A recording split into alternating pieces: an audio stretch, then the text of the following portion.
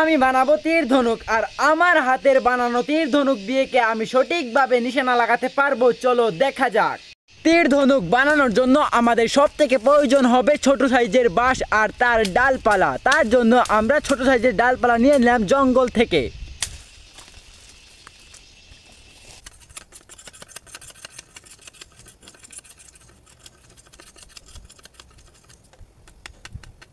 আমরা এটাকে কেটে কিছুটা ছোট করে নেব।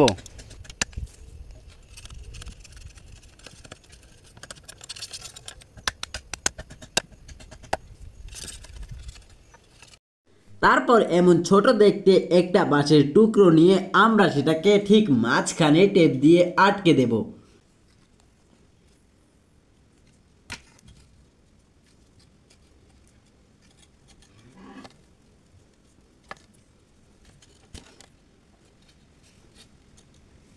তারপর পুরোটা আমরা সুতো দিয়ে বেঁধে পেঁচিয়ে নেব।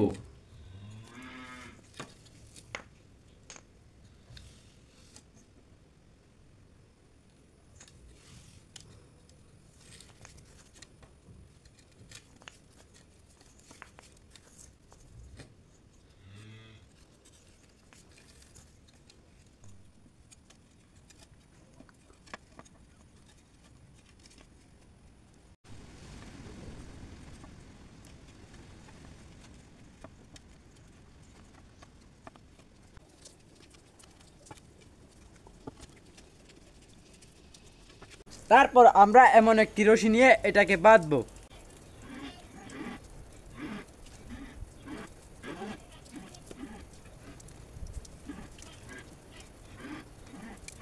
আমাদের ধনুক প্রস্তুত, এখন বানাবো তীর। জন্য এমন একটা লাকড়ি নিয়ে আমরা সেটাকে চেঁচে নিলাম।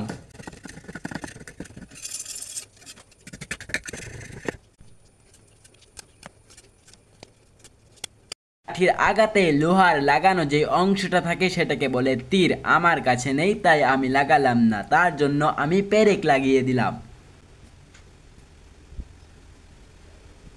আমরা তীরটাকে সঠিক নিশানায় লাগানোর জন্য কিছু মূর্খের পাক লাগিয়ে দিলাম।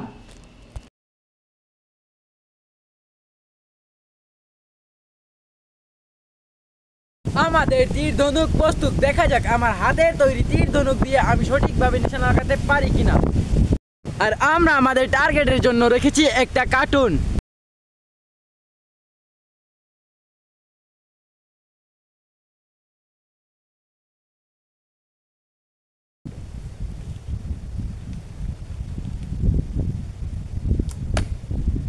বড় টার্গেটে তো খুব সহজেই লাগিয়ে ফেললাম, এখন দেখা যাক ছোট টার্গেটে লাগাতে পারি কিনা।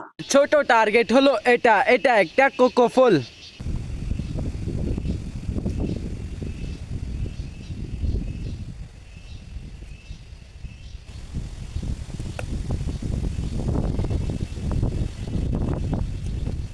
একের পর এক তীর ছুঁড়ে যাচ্ছিলাম, কিন্তু লাগার মতো কোনো নামই নিচ্ছিল না। শেষমেশ হাল ছেড়ে দিলাম। ছোট টার্গেটকে লাগানো অসম্ভব। ভালো লাগলে চ্যানেলটাকে সাবস্ক্রাইব করে পাশে থাকা বেল বাটনটি অন করে দিবেন।